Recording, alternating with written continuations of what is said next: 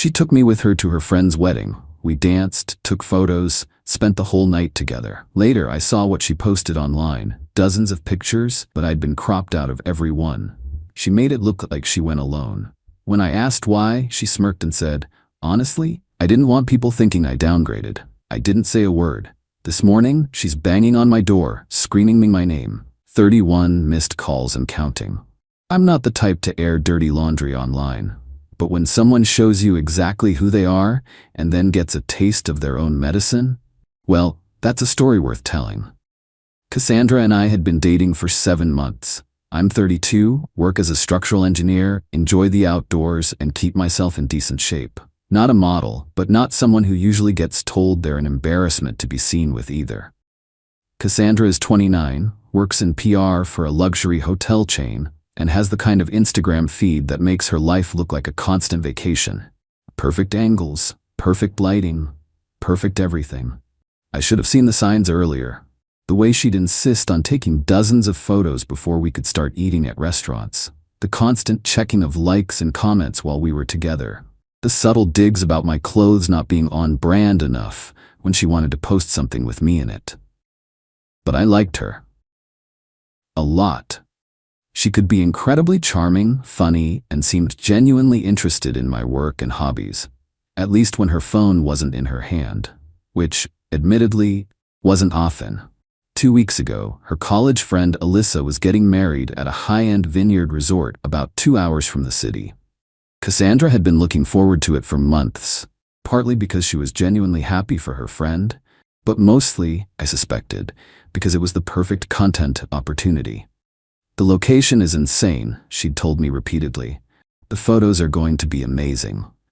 I rented a nice suit, got a haircut, even bought new shoes for the occasion. When I picked her up that Saturday, she looked stunning in a deep blue dress that perfectly complemented the flowers she knew would be at the venue. She'd studied the bride's Instagram religiously for clues about the color scheme. She seemed happy with my appearance too, giving me an approving once-over before we headed out. The wedding was beautiful. We danced, we drank champagne, we took dozens of photos both alone and together. Cassandra seemed genuinely affectionate, introducing me to her friends with what appeared to be pride. I remember thinking, maybe this is turning into something real. Fool that I was. The morning after, I woke up early and made coffee while Cassandra slept in. Curious to see if any wedding photos had been posted yet, I checked Instagram. Sure enough, Cassandra had been busy before falling asleep. 15 posts in her story and a carefully curated carousel post on her main feed. But something was off. In every single photo where we had been together, I had been cropped out. Photos we'd asked other guests to take of us together had been edited to feature just her. Selfies we'd taken had been cropped to eliminate me entirely. Even in the background of group shots, where I could be seen if you look closely, she'd subtly blurred my face. The caption, "Solo adventures at the most magical wedding. Congratulations at Alyssa James on finding your forever person. Still searching for mine. Hashtag still single, hashtag wedding season, hashtag not bridesmaid again. Still single?" I stared at my phone, a cold feeling settling in my stomach. Maybe there was a good explanation. Maybe she was maintaining some kind of brand image I didn't understand. Maybe it was an inside joke. When Cassandra finally woke up and joined me in the kitchen, I showed her the post without comment. She glanced at it, then back at me, completely unconcerned. "Is there some reason you cropped me out of every photo and said you're still single?" I asked, keeping my tone neutral. She rolled her eyes slightly. "It's just Instagram, Mark. It's not that deep. I'm just curious about the reasoning." She sighed, like I was being tedious. "My followers expect a certain aesthetic. The algorithm responds better to solo shots of me, especially at aspirational locations. And the still single hashtag?" She hesitated a moment too long. "It's just for engagement. People relate to the single girl at the wedding trope." I nodded slowly. "So it has nothing to do with being embarrassed to be seen with me?" That's when she showed her true colors. Instead of a quick denial, she gave me a look that can only be described as contemptuous. Then she smirked. "Honestly, I didn't want people thinking I downgraded." The words hung in the air between us. "Downgraded," I repeated. "Look," she said, suddenly defensive. My ex was a model. The one before him played pro lacrosse. My followers have certain expectations. You're nice, but you don't exactly fit the image. I felt like I'd been slapped. 7 months together, and this was what she really thought. Not that I was someone she cared about, but that I was a downgrade. Someone she was embarrassed to be associated with publicly. I see, was all I said. Don't make this a thing, she sighed, already reaching for her phone. It's just social media. It's not real life. But the look on her face when she'd said it, that smirk, that casual cruelty, that had been very real. I didn't argue, didn't get angry. I simply nodded, finished my coffee, and told her I needed to head out early for a work emergency. She barely looked up from her phone as I left her apartment. On the drive home, a plan began forming in my mind. If Instagram was so important to her, if her carefully curated online presence was what she truly valued, then that's where the consequences should be felt. First, I called AmITheA, the bride. We'd gotten along well at the wedding, and she'd seemed genuinely happy that her friend was in a relationship. I explained the situation briefly, without melodrama. Asked if she had all the original, unedited photos from the wedding photographer. She was quiet for a moment. She did this to Jake too, AmITheA finally said. Her ex before you. I always thought it was weird, but she said he preferred keeping their relationship private. An hour later, AmITheA sent me a link to the photographer's complete album. Every photo, untouched and uncropped. Next, I reached out to Jake, Cassandra's ex. Found him easily enough on AmITheA's Instagram. Turned out he wasn't a model at all. He was an accountant who did some commercial print work on the side. We met for a beer that evening, and an illuminating conversation ensued. She did the same thing to me, he confirmed. For 2 years, I was her boyfriend in private and a stranger on her Instagram. When I finally confronted her about it, she said her brand was more important than my ego. And the guy before you? The professional lacrosse player? Jake laughed. Matt? He played lacrosse in college, but professionally, he manages a sporting goods store. Nice guy, actually. We're friends now. Over the next 3 days, I gathered evidence and made connections. Spoke to 5 of Cassandra's exes in total. All had similar stories. All had been erased, diminished, or misrepresented. And none of them matched the idealized descriptions she'd given me. While this investigation was happening, Cassandra acted as if our conversation had never occurred. She texted normally, made plans for the coming weekend, even sent me links to restaurants she wanted to try. Not once did she acknowledge what she'd said or how it might have affected me. In her mind, it was a non-issue. On day 4, I executed my plan. I created a new Instagram account, The Real Cassandra Lee. I uploaded the unedited wedding photos showing us together. Screenshots of her still single posts alongside photos of us clearly as a couple from the same events. I included testimonials from her exes, with their permission, revealing the pattern of public erasure and private denigration. But the coup de grace? A video compilation of Cassandra's own words, secretly recorded during our final conversation. The night before, I'd invited her over for dinner at my place.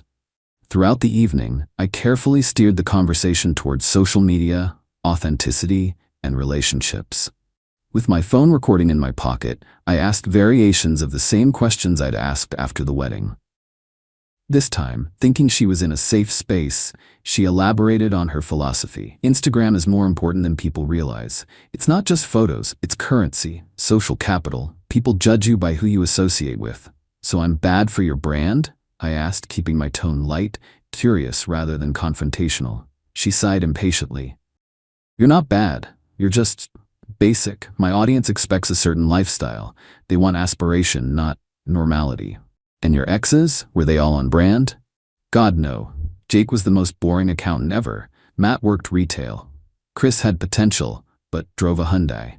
She laughed. But online, they didn't exist, and my engagement was better for it.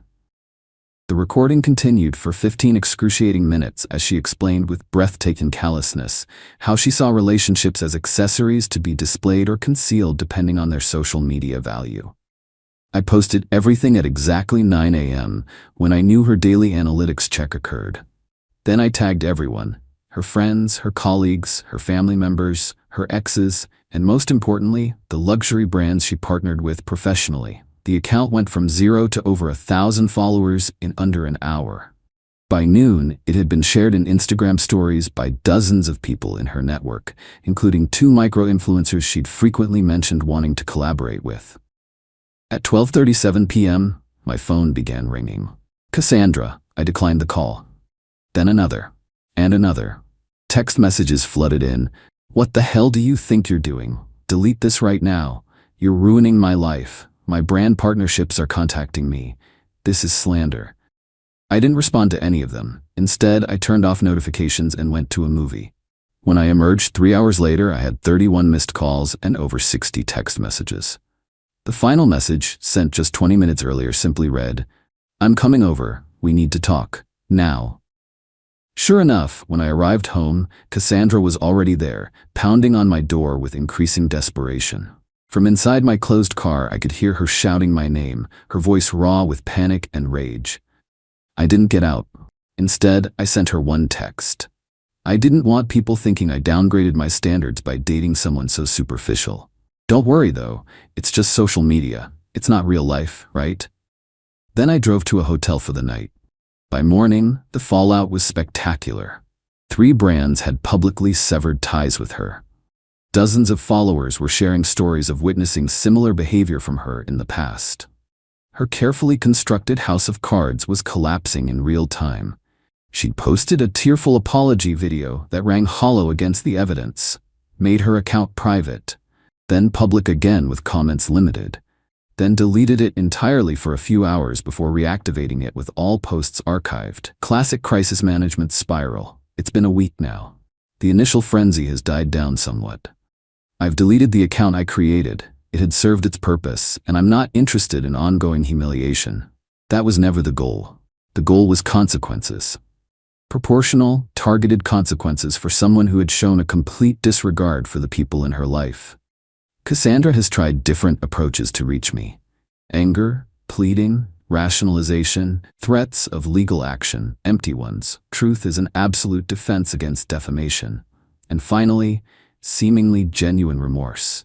Yesterday, she sent an email that actually seemed sincere. "I understand now what I did, not just to you, but to everyone. I've been living for likes and validation so long that I lost sight of what matters. The image became more important than the reality. I know you probably won't forgive me, but I am truly sorry. Not for the consequences, but for who I became." Maybe she means it. Maybe it's just another performance. Either way, I won't be around to find out. Some might say my response was disproportionate, that I could have just walked away. To them I say, patterns only change when they're exposed to light. Cassandra had been treating people as props for years, discarding or concealing them when they didn't serve her carefully curated narrative. Someone like that doesn't change because one more person quietly exits their life. Sometimes the kindest thing you can do for future potential victims, and even for the person themselves, is to create consequences significant enough to force reflection. Do I regret it? Only that I didn't see her true nature sooner. But there's a certain poetic justice in using the very platform she prioritized over human connection to reveal the truth. The real her. The unfiltered, uncropped reality. Edit. To those asking if this was really necessary, yes, this wasn't about one thoughtless comment.